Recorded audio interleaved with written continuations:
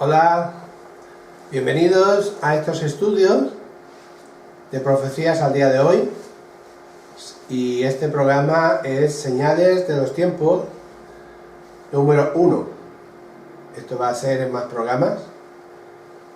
Los programas estos lo estamos viendo en vídeo, y el tema, el versículo que realmente nos refleja la profecía nos dice en Proverbios 29:18: sin profecía el pueblo se desenfrena, mas el que guarda la ley es bienaventurado.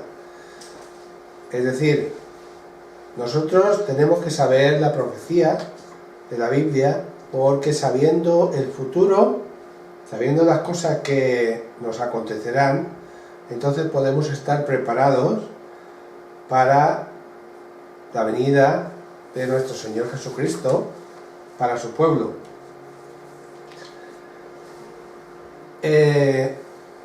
La gente, cuando estaba con Jesús, estaba pidiendo señales.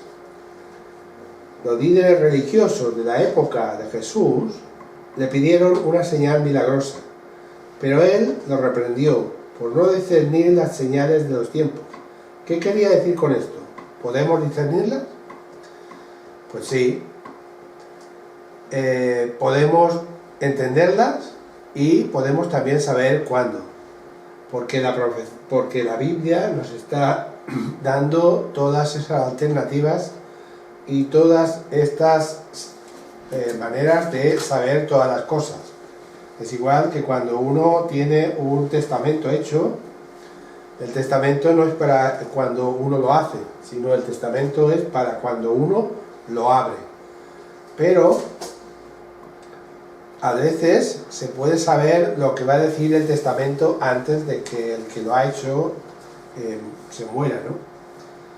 Cuando los líderes religiosos le pidieron un milagro, Jesús les contestó que eran una generación impía y perversa, que insistía en ver a Dios en los sucesos anormales en lugar de discernir las señales de los tiempos. ¿Qué quiso decir Jesús cuando les dijo que no podían discernir las señales de los tiempos? Para responder a esta pregunta es necesario analizar lo que estos líderes le estaban pidiendo a Jesús. En el capítulo 16 de Mateo, del versículo 1 al versículo 4, nos dice: vinieron los fariseos y los saduceos para tentarle, y le pidieron que les mostrase señal del cielo. Mas él respondió y les dijo: cuando anochece decís buen tiempo, porque el cielo tiene arreboles, es decir, está rojo, tiene señales, ¿no? Y por la mañana hoy habrá tempestad, porque tiene arreboles del cielo, el cielo está nublado. Hipócritas, que sabéis distinguir el aspecto del cielo, mas las señales de los tiempos no podéis. La generación mala y adúltera demanda señal, pero señal no les será dada, sino la señal del profeta Jonás. Y dejándolos, se fue. Jesús aquí estaba hablando con los fariseos, y esos fariseos sabían toda la ley, sabían y entendían el Antiguo Testamento, por decirlo, ¿no? Y lo que hicieron fue tentarle para ver si él se equivocaba o se apartaba de lo que decía la ley, ¿no? Entonces Jesús les dijo que para entender los tiempos de la lluvia y del sol y todo esto, entonces uno tiene que fijarse en el nublado, en el sol, en el viento, en todos los aspectos del cielo. Dice: pero vosotros, sabiendo estas señales y sabiendo que si va a llover o no va a llover, o si va a hacer sol o no va a hacer sol, sabéis y entendéis todas esas cosas. Entonces, ¿por qué no entendéis las señales que están en la Biblia de los tiempos que van a pasar? Si uno estudia la Biblia nos refleja y nos da a entender todas esas cosas. En otra ocasión, los líderes religiosos le presionaron y le dijeron: Maestro, deseamos ver de ti señal. Y cada vez que prácticamente hablaban con él, los líderes religiosos siempre presionaron a Jesús para ver si hacía otra señal. De acuerdo con el comentario bíblico, una señal es usualmente algo milagroso que debía ser realizado rápidamente o inmediatamente para confirmar una profecía. Es decir, una señal tiene que ser algo instantáneo, rápido, para confirmar algo que va a suceder. Pero los judíos no estaban pidiendo solo otro milagro, ya que ellos habían pensado que por lo menos algunos de los que Jesús había realizado eran por el poder de un demonio. Porque en Mateo 12:24 dice: Mas los fariseos, al oírlo, decían: Este no echa fuera a los demonios, sino por Beelzebú, príncipe de los demonios. Es decir, que para sacar un demonio, para apartar un demonio de alguien, tenía, por decirlo así, tenía que pedir permiso a Satanás, porque Satanás es el príncipe de los demonios. Y esto no es verdad. Entonces ellos pensaban y decían que Jesús realizaba estos milagros pidiendo permiso, por decirlo así, autorización al príncipe de los demonios. Los fariseos, al oírlo, decían: Este no echa fuera a los demonios, sino por Beelzebú. Claro. Ellos estaban pidiendo esta señal de inmediato, lo que ellos percibían como una ambigüedad de los milagros de Jesús. Ya que Jesús había realizado tantos milagros en toda Galilea y Judea, es muy probable que estos maestros religiosos hubieran escuchado muchos testimonios convincentes acerca de los milagros sobrenaturales que Jesús ya había realizado. En Mateo 4:24 nos dice: Y se difundió su fama por toda Siria, y le trajeron todos los que tenían dolencias, los afligidos por diferentes enfermedades y tormentos, los endemoniados, lunáticos y paralíticos, y los sanó. Es decir, la fama no solo estaba en Israel, sino que la fama ya había trascendido a toda Siria. Es decir, mucha gente ya sabía y ya conocía que había una persona, por decirlo así, que sanaba y hacía milagros. En Mateo 9:27 al 31 nos está diciendo: Pasando Jesús de allí, le siguieron 2 ciegos, dando voces y diciendo: Ten misericordia de nosotros, hijo de David. Y llegado a la casa, vinieron a él los ciegos, y Jesús les dijo: ¿Creéis que puedo hacer eso? Ellos le dijeron: Sí, Señor. Entonces les tocó los ojos, diciendo: Conforme a vuestra fe os sea hecho.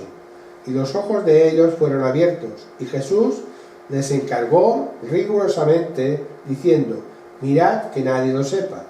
Pero salidos ellos, divulgaron la fama de él por toda la tierra. Es decir, Jesús pasaba y los ciegos se enteraron de que Jesús pasaba por ahí. Entonces empezaron a gritar fuerte: Ten misericordia de nosotros, hijo de David. Y el Señor, que los oyó, entonces, por decirlo, tuvo misericordia y los sanó. Y primero les pidió a ver si ellos creían que Jesús podía hacer eso. Entonces ellos dijeron: Sí, Señor, lo creemos. Ellos creyeron en Jesús. Y entonces se les fue y se les abrió los ojos. Y Jesús les encargó, les dio un mensaje diciendo: Mirad que nadie lo sepa. Y él lo decía porque él lo que no quería era fama, para que no se divulgara de esa manera. Pero ellos estaban tan contentos, estaban tan maravillados de todo eso, que divulgaron la fama de él por toda aquella tierra. Entonces, vamos a ver otro punto, que es Lucas capítulo 7, versículo 11 al 17, y nos dice: aconteció después que él iba a la ciudad que se llamaba Naín, e iban con él muchos de sus discípulos, y una gran multitud. Cuando llegó cerca de la puerta de la ciudad, he aquí que llevaban a enterrar a un difunto hijo único de su madre, la cual era viuda, y había con ella mucha gente en la ciudad. Y cuando el Señor la vio, se compadeció de ella y le dijo: no llores. Y acercándose, tocó el féretro, y los que lo llevaban se detuvieron. Y dijo: joven, a ti te digo, levántate. Entonces se incorporó el que había muerto, y comenzó a hablar, y le dio a su madre. Y todos tuvieron miedo, y glorificaban a Dios, diciendo: un gran profeta se ha levantado entre nosotros, y Dios ha visitado a su pueblo. Y se extendió la fama por él por toda Judea y por toda la región alrededor.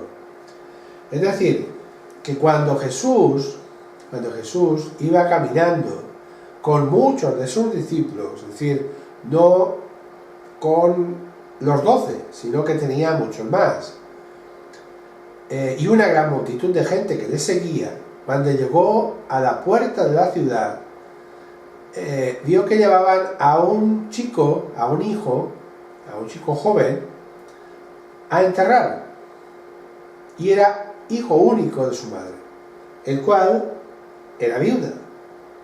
Pero cuando Jesús lo vio, se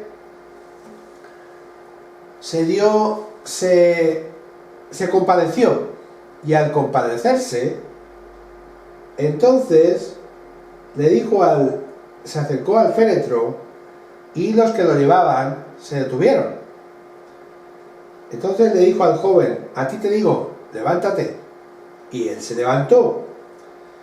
Entonces, los que estaban con él, dice, y todos tuvieron miedo, pero al mismo tiempo glorificaban a Dios, diciendo: un gran profeta se ha levantado entre nosotros, y Dios ha visitado a su pueblo.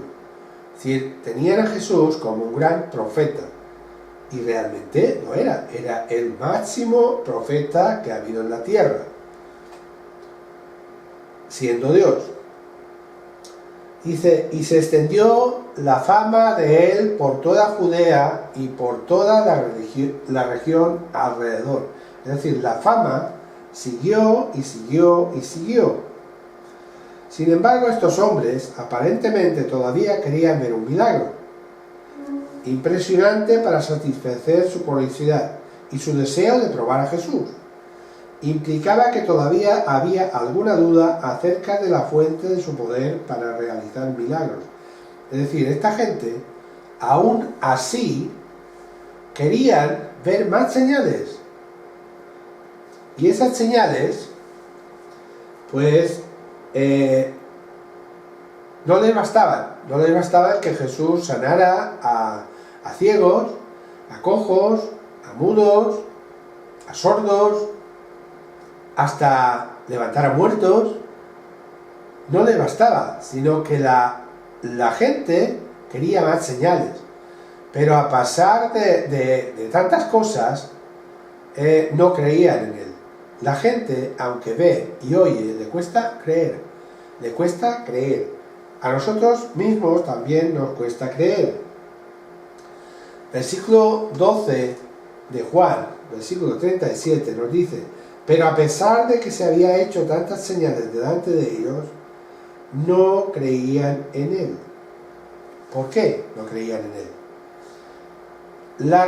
Los frutos de la incredulidad nos llevan al desaliento, a la duda, al temor.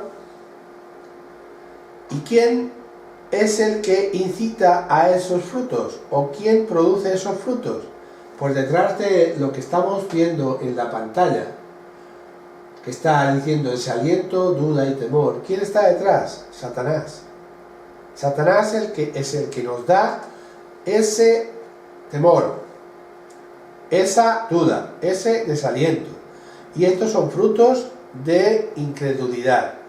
Cuando la gente estaba viendo todos esos milagros, aún así estaba dudando.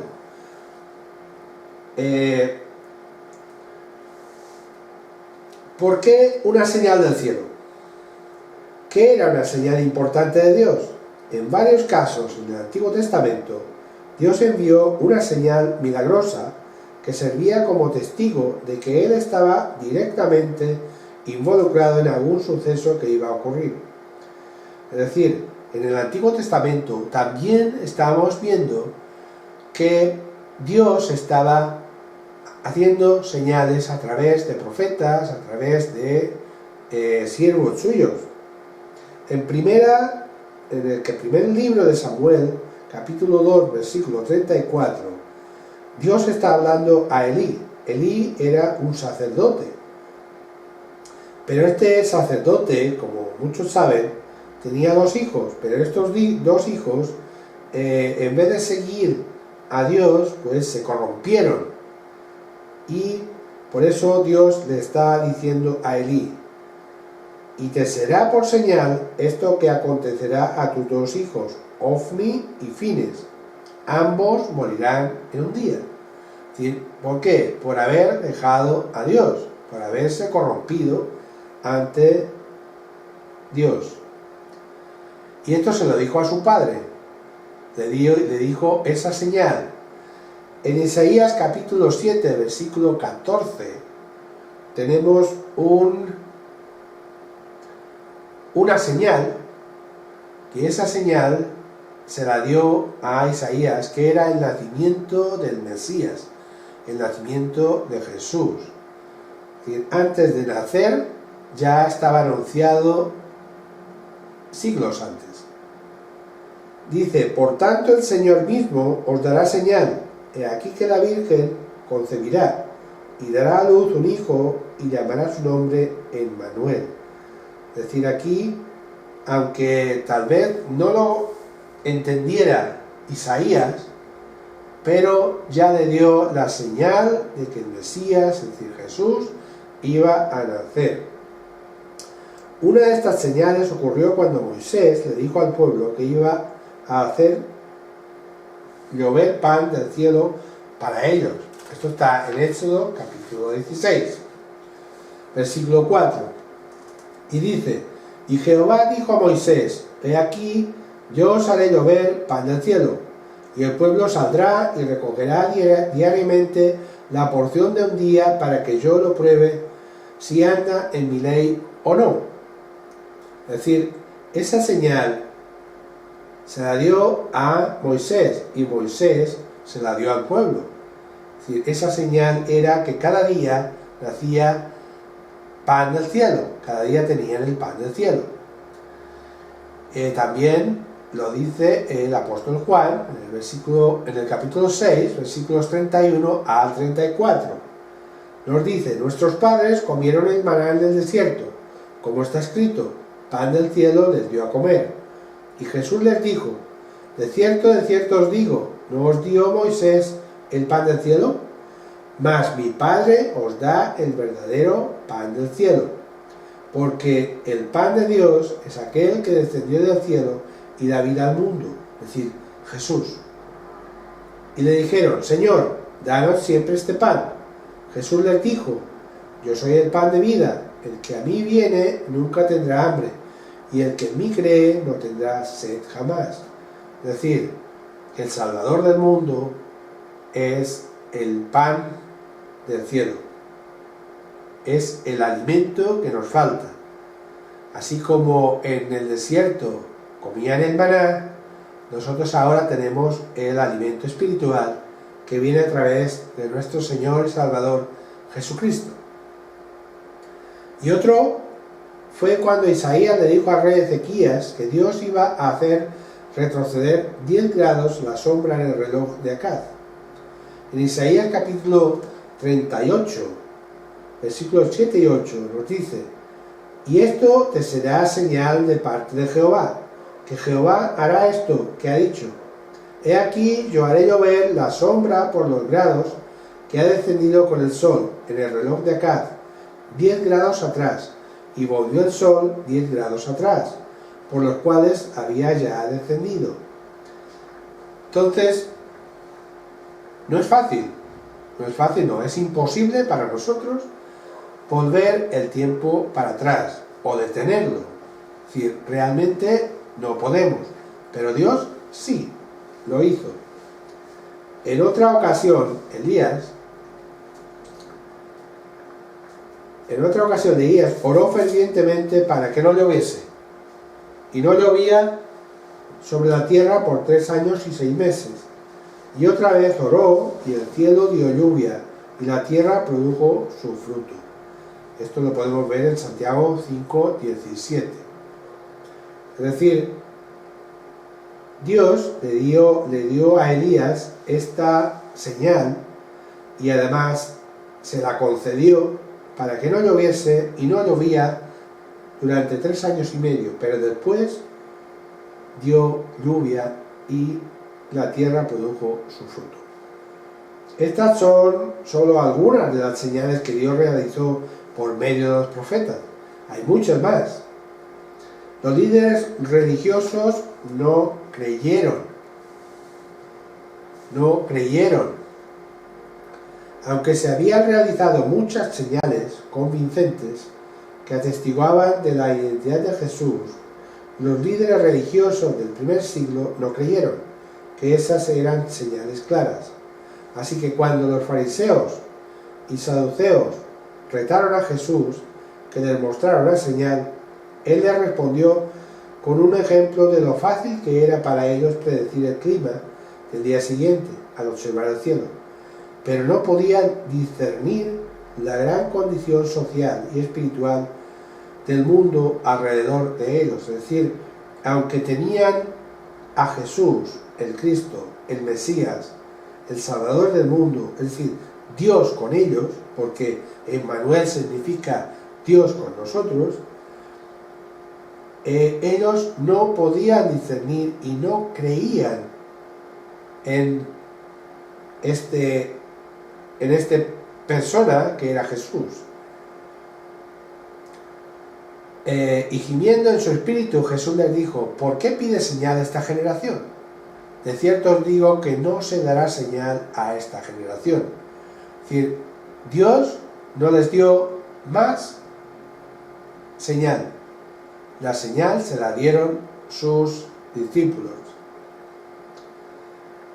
Él siguió haciendo sus milagros, siguió predicando, siguió enseñando, pero no les dio más señales.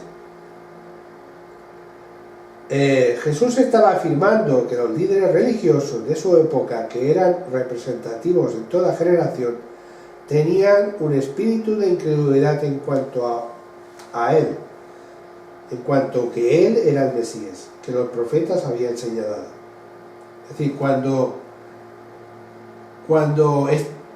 estuvieron delante de Jesús, es decir, la revelación hecha persona, no lo creyeron, sino que aún seguían sus costumbres, sus ritos, sus sistemas, pero no creían en Él.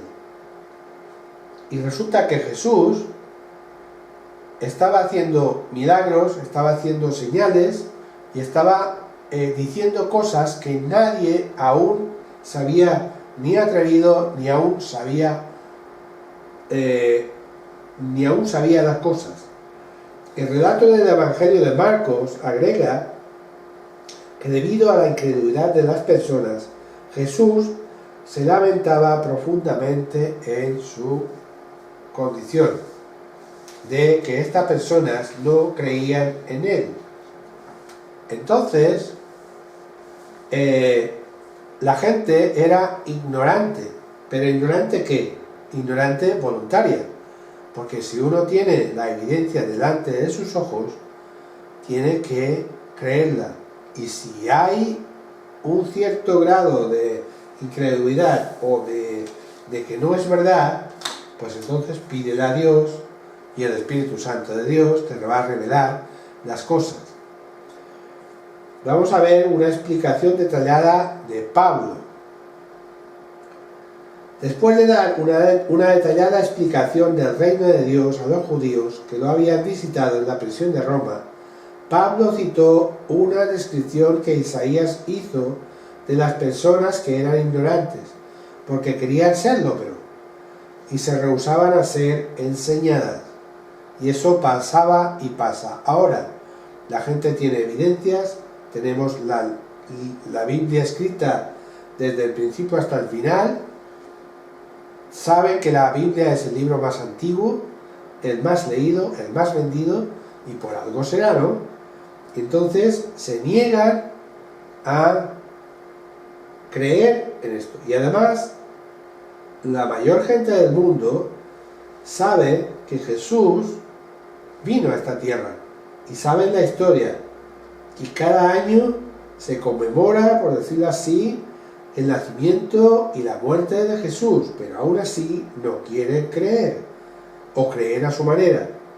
En Hechos 28, 25 al 28 nos dice, esto lo dice Pablo, y como no estuviesen de acuerdo entre sí al retirarse, les dijo Pablo esta palabra: bien habló el Espíritu Santo por medio del profeta Isaías a nuestros padres diciendo: ve a este pueblo y diles, de oído oiréis y no entenderéis, y viendo veréis y no percibiréis, porque el corazón de este pueblo se ha engrosado, y con los hijos oyeron pesadamente, y sus ojos han cerrado, para que no vean con los ojos y oigan con los oídos, y entiendan de corazón y se conviertan, y yo los sane. Sabed pues que a los gentiles es enviada esta salvación de Dios, y ellos oirán. Al final de estos versículos dice que como su pueblo, aunque lo veía y aunque lo oía, no lo entendía. Dice, y viendo veréis y no percibiréis. ¿Por qué? Porque el corazón de ellos se había engrosado, se había endurecido. Dice, con los oídos oyeron pesadamente, pero no quieren entender. Dice, pero como mi pueblo no quiere entender, entonces esa palabra, ese mensaje, va a ir a los gentiles. Y así es. En estos tiempos, la palabra de Dios está por todo el mundo, siendo enviada a los gentiles, al pueblo que no es de Israel. Pero aún así, también podemos entender y ver que muchos, aunque sepan que la Biblia está ahí y que les hables de la Biblia y les leas la Biblia, lo que dice exactamente la Biblia, tienen los ojos cegados, es decir, lo leen pero no quieren entenderlo. Aún así tienen duda, tienen contradicción contra todo eso. ¿Por qué no? ¿Por qué? Porque dicen que es un libro antiguo, que ha sido escrito por los hombres, y le dan vueltas a eso. Pero sabemos que la Biblia ha sido dirigida por el mismo Dios. Nuevamente había un amplio testimonio dado a los profetas. En Lucas capítulo 24, versículo 27, nos dice: y comenzando desde Moisés y siguiendo por todos los profetas, les declaraba en todas las escrituras lo que de él decían. Es decir, Jesús se basaba ya en los escritos que estaban desde Moisés. Moisés estaba dando testimonio del Mesías, es decir, de Jesús. En Hechos capítulo 3, versículos 22 y 23, nos dice: porque Moisés dijo a los padres: el Señor vuestro Dios os levantará profeta de entre vuestros hermanos, como a mí. A él oiréis en todas las cosas que os hable, y toda alma que no oiga a aquel profeta será desarraigada del pueblo. Es decir, Moisés ya estaba hablando al pueblo de Israel de que iba a haber un enviado de Dios, un profeta grande, es decir, el Mesías, es decir, Jesús, y ya decía, a él oiréis, pero si no le oís, entonces seréis apartados del pueblo de Dios. Una gran evidencia milagrosa de que Jesús venía de Dios. En Juan capítulo 10, versículos 25 y 38, Jesús dice: os lo he dicho, y no creéis las obras que yo hago en el nombre de mi Padre. Ellas dan testimonio de mí. Si no hago las obras de mi Padre, no me creáis. Mas si las hago, aunque no me creáis a mí, creed a las obras, para que conozcáis y creáis que el Padre está en mí y yo en el Padre. Es decir, Jesús mismo ya estaba diciendo que las obras que él hacía, lo que él decía, ya daban testimonio de él, y todas las obras del Padre daban testimonio de Jesús. Dice, pero si no creéis en las obras que yo hago, entonces no me creáis a mí, pero creed las obras que yo hago. Es decir, las obras de resurrección de muertos, de sanar heridos, de sanar leprosos, ciegos, mudos.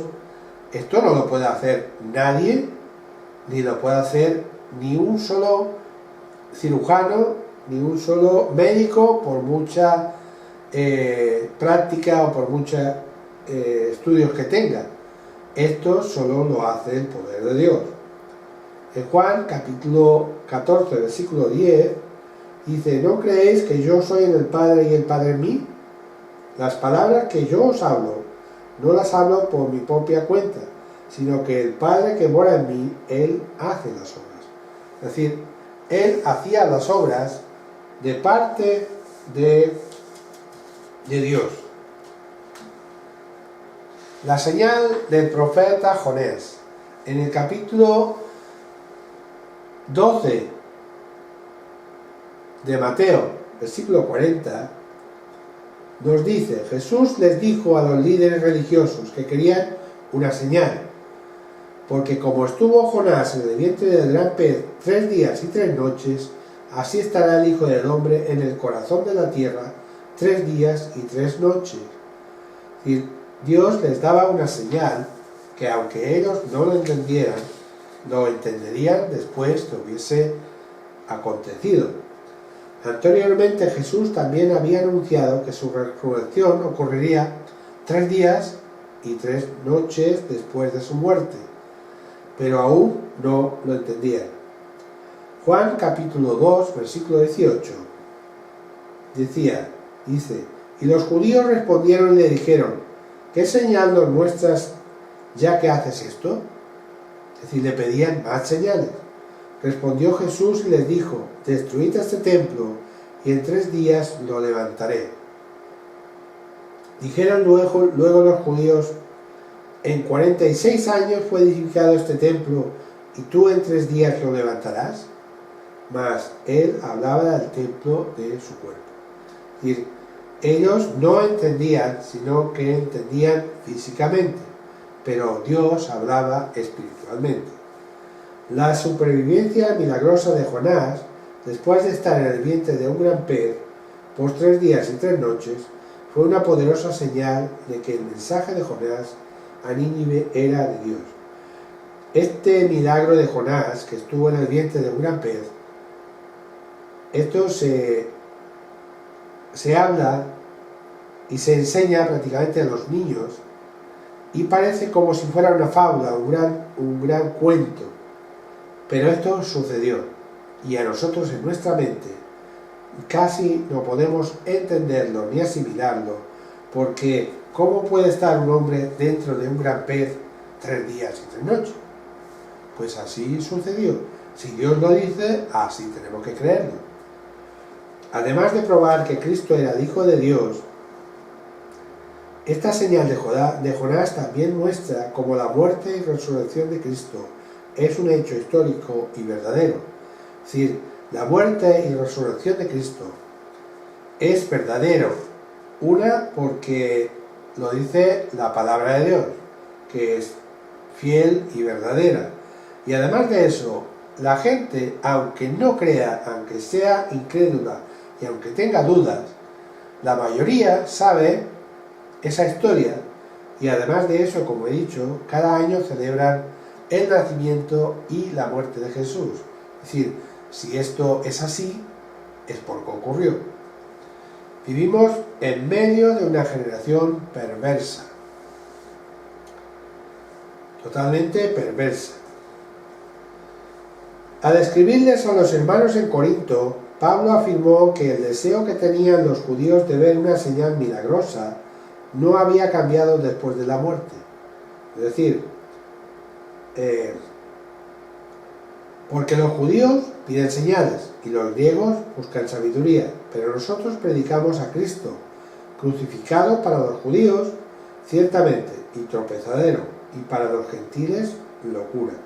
Es decir, que cuando uno predica a Cristo y predica la resurrección de Cristo y la muerte, entonces para los judíos es imposible, por decirlo así, y para los gentiles el haber resucitado y tener salvación a través de Jesucristo es locura. La afirmación de Pablo muestra que el incrédulo todavía se negaba a aceptar y apreciar el gran sacrificio de Cristo por la humanidad, y el pensamiento humano no ha cambiado a pesar de las evidencias de todos los tiempos. Es decir, aún ese pensamiento y esa duda aún existe. Jesús les dijo a sus discípulos que la maldad se aumentaría y como resultado de ello el amor de muchos se enfriaría. El apóstol Pedro les hizo una advertencia a los creyentes de la generación del tiempo del fin, diciéndoles que debían estudiar cuidadosamente las palabras que Dios les dio por medio de sus profetas y apóstoles.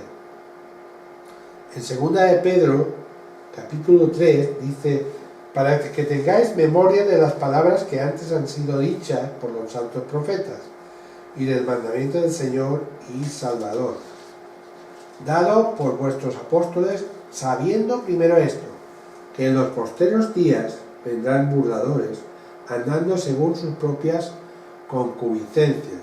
Es decir, antes ya había burladores, y ahora, en los últimos días, también hay burladores, porque realmente eso es así. Al hacerlo así, esto les ayudaría a estar en guardia contra las falsas señales y prodigios que Jesús dijo que se aumentarían. Es decir, los discípulos de Cristo ya estaban anunciando lo que Jesús ya enseñó, que en los últimos días habría muchos que pedirían señales, que el amor se enfriaría, que habría burladores, lisonjeros, con fábulas, con cuentos y mentirosos.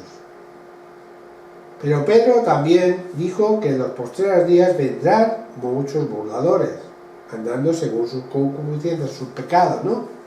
Y diciendo: ¿dónde está la promesa de su venida? Es decir, hace miles de años, hace 2000 años, ya decían que Jesús iba a volver. ¿Pero dónde está? Porque desde el día en que los padres durmieron, todas las cosas permanecen así, como desde el principio de la creación. Es decir, muchos se burlan de lo que está escrito, como diciendo: bueno, hace tanto tiempo que esto se dijo, que esto ya es una fábula, esto ya no, sí, va a venir. Y el mundo vive como si tuviera que pasar otro siglo, varios siglos, otros milenios, y suma y sigue, como si el mundo nunca dejara de terminar. Y todos los que estudiamos la Biblia sabemos que el tiempo está cerca y que el fin está cerca. La instrucción de estar preparado está directamente relacionada con el poder de discernir las señales de los tiempos y estar espiritualmente preparado. Pedro nos recuerda que estos falsos maestros van a olvidar deliberadamente cómo Dios había realizado otras obras poderosas, ¿no? Así como Dios es capaz de sostener los cielos y la tierra en el aire, Él también va a traer el día del juicio y de la perdición de los hombres impíos. Es decir, esto está escrito en 2 de Pedro, capítulo 3. Es decir, ahí el apóstol Pedro nos está diciendo que Dios va a venir, Jesús va a venir otra vez. Y vendrá un día de juicio y un día de perdición para los impíos. Y entonces nos recuerdan que esos falsos maestros que están ahora deliberadamente, como Dios había realizado muchas obras y que Jesús no va a volver tan pronto. Es decir, pero todas esas señales que Jesús hizo y que están escritas, tenemos que aprenderlas y tenemos que discernirlas para saber cuándo va a ser esto. Tenemos que estar preparados. Los discípulos de Jesús le preguntaron: ¿cuándo serán estas cosas y qué señal habrá de tu venida y del fin del siglo, es decir, del fin del tiempo? Respondiendo Jesús les dijo: mirad que nadie os engañe. Mirad que nadie os engañe. Jesús prosiguió dando un bosquejo de sucesos que serían evidencia clara del fin del siglo que estaría cerca. Todas esas señales las podemos ver en el capítulo 24 de Mateo. En esta sección de la Escritura Jesús dijo: porque se levantarán falsos cristos y falsos profetas, y harán grandes señales y prodigios, de tal manera que engañarán, si fuera posible, aún a los escogidos. Él prosiguió diciendo: así también vosotros, cuando veáis todas esas cosas, conoced que está cerca a las puertas. Se refiere al tiempo de la tribulación. Estamos cerca y vamos a estudiar esos puntos para conocer los tiempos. Al hablar directamente de la generación que estaría viva, Jesús dijo: de cierto os digo que no pasará esta generación hasta que todo esto acontezca. Esto está en el versículo 34. Jesús dijo: velad pues, porque no sabéis a qué hora de venir vuestro Señor. Por tanto, también vosotros estad preparados, porque el Hijo del Hombre vendrá a la hora que no pensáis. La instrucción estar preparados está directamente relacionada con ser capaz de discernir las señales de los tiempos y estar espiritualmente preparados. Estar listos, estar preparados. Tenemos que estar listos, preparados, como las 5 vírgenes que estaban preparadas cuando vino el novio. 5 estaban preparadas, 5 no. Pero a la iglesia de Tesalónica, Pablo escribió: pero acerca de los tiempos y de las ocasiones, no tenéis necesidad, hermanos, de que yo os escriba, porque vosotros sabéis perfectamente que el día del Señor vendrá así como ladrón en la noche, que cuando digan paz y seguridad, entonces vendrá sobre ellos destrucción repentina, como los dolores a la mujer encinta, y no escaparán. Mas vosotros, hermanos, no estáis en tinieblas, para que aquel día os sorprenda como ladrón, porque todos vosotros sois hijos de luz e hijos del día. No somos de la noche ni de las tinieblas. Por tanto, no durmamos como los demás, sino velemos y seamos sobrios. Pero nosotros que somos del día, seamos sobrios, habiéndonos vestido con la coraza de fe y de amor, y con la esperanza de salvación como yelmo. Es decir, aquí el apóstol Pablo nos dice y nos advierte que cuando digan paz y seguridad, y esto es un tratado que está en vigor o está a punto de de ser firmado, por decirlo así, porque aún están hablando de paz y seguridad. Y dice que cuando ya esté prácticamente confirmado, entonces vendrá sobre quién, sobre el mundo entero, destrucción repentina, como los dolores encinta, de una mujer encinta. Sabemos que cuando una mujer está encinta y está esperando al bebé, empiezan los dolores y cada vez son más agudos y llega un momento en que va a dar luz. Y la mujer sabe que cuando ya está esperando un bebé, sabe el tiempo. Es decir, el tiempo tanto pueden ser 8 meses como 9, pero está en ese tiempo. Y entonces no tiene que esperar más, es decir, prácticamente no sabe el día y la hora, pero sabe más o menos el tiempo. Dice, más nosotros, hermanos, nosotros no estamos en tinieblas, el que está en tinieblas es el que no busca en la Biblia, el que no escudriña la palabra de Dios. Y para esos nos va a sorprender. Para todos esos, Jesús nos va a sorprender. ¿Cómo? Como un ladrón en la noche. El ladrón no avisa. Pablo dice que seamos sobrios, es decir, esperando al Señor, vestidos con la coraza de fe y de amor, y con la esperanza de salvación como yelmo. Nosotros tenemos una esperanza, y esa esperanza es de que Jesús prometió volver y volverá. En otras palabras, los cristianos deberían reconocer las condiciones proféticas que existirían al momento del regreso de Cristo y estar listos para este trascendental suceso. Al animar a los hermanos de Éfeso y a nosotros hoy, Pablo escribió: mirad pues con diligencia cómo andéis, no como necios, sino como sabios, aprovechando bien el tiempo, porque los días son malos. Es decir, Pablo ya estaba avisando de todos los acontecimientos que iban a suceder. Pablo tuvo una revelación, y esa revelación se le dio a conocer al pueblo de Corinto y a los tesalonicenses.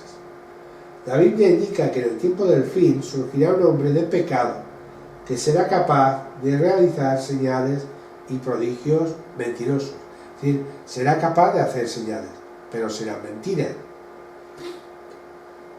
En 2 de Tesalonicenses, capítulo 2, del 1 al 12, nos dice: pero con respecto a la venida de nuestro Señor Jesucristo y nuestra reunión con Él, os rogamos, hermanos, que no os dejéis mover fácilmente de vuestro modo de pensar, ni os conturbéis ni por espíritu, ni por palabra, ni por carta como si fuera nuestra, en el sentido de que el día del Señor está cerca. Nadie os engañe, en ninguna manera, porque no vendrá sin que antes venga la apostasía y se manifieste el hombre de pecado, el hijo de perdición, es decir, el anticristo, el cual se opone y se levanta contra todo lo que se llama Dios o es objeto de culto, tanto que se siente en el templo de Dios como Dios, haciéndose pasar por Dios. ¿No os acordáis que cuando yo estaba todavía con vosotros os decía esto? Y ahora vosotros sabéis lo que lo detiene, a fin de que a su debido tiempo se manifieste. Porque ya está en acción el misterio de iniquidad, solo que hay quien al presente lo detiene, hasta que él a su vez se ha quitado en medio. Entonces se manifestará aquel inicuo, a quien el Señor matará con el espíritu de su boca, y destruirá con el resplandor de su venida. Inicuo cuyo advenimiento es por obra de Satanás, con gran poder, señales y prodigios mentirosos, y con todo engaño de iniquidad para los que se pierden, por cuando no recibieron el amor de la verdad para ser salvos. Por esto Dios les envía un poder engañoso para que crean la mentira, a fin de que sean condenados todos los que no creyeron a la verdad, sino que se compadecieron con la injusticia.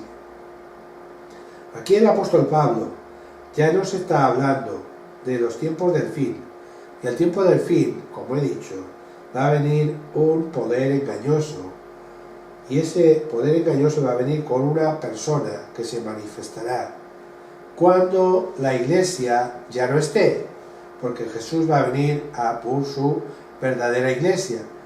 Cuando se haya ido en las nubes, entonces se manifestará este inicuo, este poder viene de Satanás. Satanás le va a dar ese poder al anticristo para que engañe a todo el mundo. Dice, pero Dios les envía un poder engañoso para que crean la mentira.